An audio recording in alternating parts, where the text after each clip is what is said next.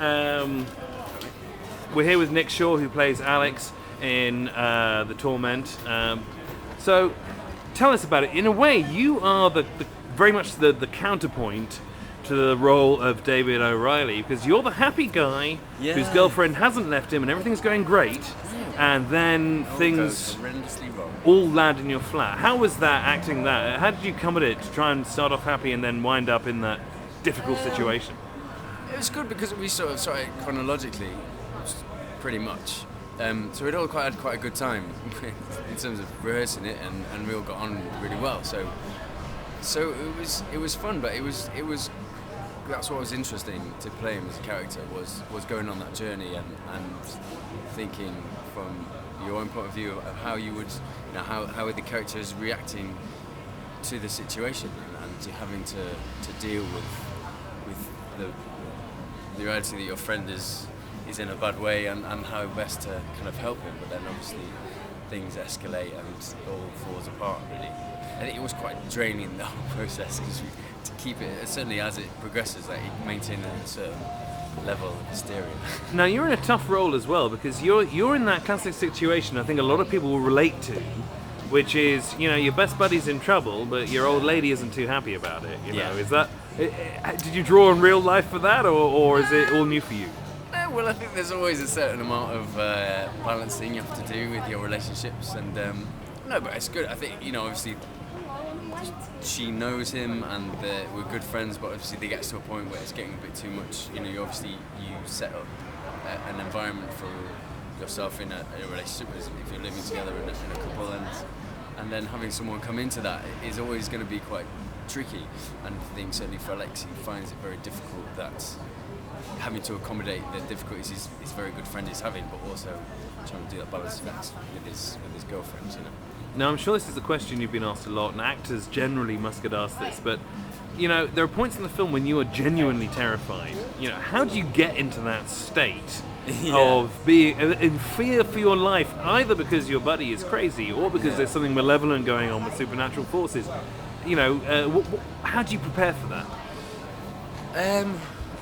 It's just sort of imagination, basically, and trying to put yourself in those circumstances. But you did have to sort of. It's just coming up with ways of knowing the sort of level that you have to get to, particularly if you've had a break and suddenly you're setting up for the next shot and then hitting it again, really. So you do have to sort of get yourself into the state of mind. But it's always quite fun as an actor, I think, particularly.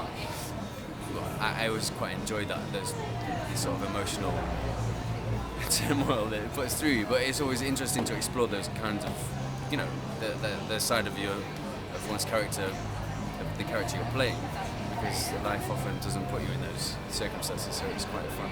Now, on that front, you've done a lot of films. So is this your first sort of horror outing? Was it very different from the last movie you were working on? And what are you working on now? It is quite different I haven't done much horror stuff before, so it was quite good. It was quite nice to just be playing it straight and it being quite intense by the end. So yeah, it was really good fun, and particularly that sort of realistic, a lot of POV work and things like that. It was a really interesting experience. But now I'm doing a bit of theatre actually. I'm going up to Liverpool to do a play. So mixing it up. Is that a nice change? I mean, we've talked tonight in the pub with the bloggers about the difference between films and theatre, but maybe for the camera, for you, which do you prefer, or which is the biggest rush, or which one's the hardest to do?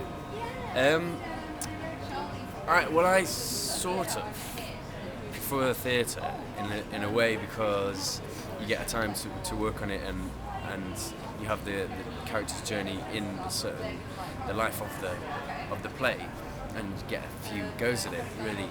But there's different demands and pleasures in filming, because it's more realistic, and certainly for this film was really fun in terms of the way we shot it and the sort of elements that we were sort of working on, really. But I like both mediums, but probably I enjoy theatre a bit more.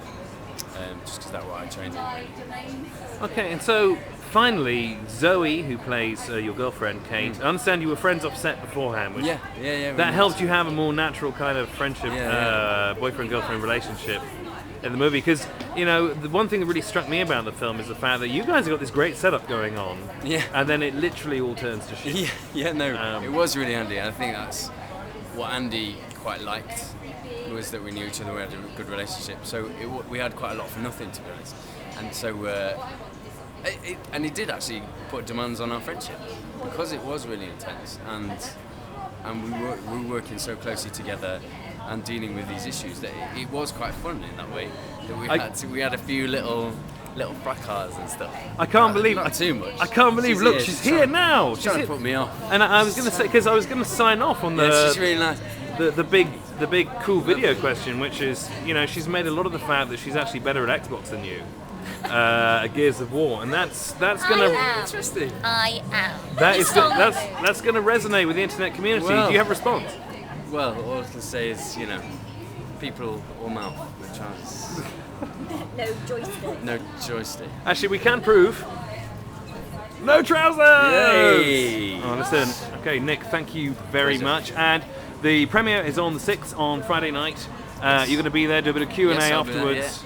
Okay, that's fantastic. How do you feel? Last question. Is it weird seeing yourself on the big screen? Very weird. That's the blunt answer.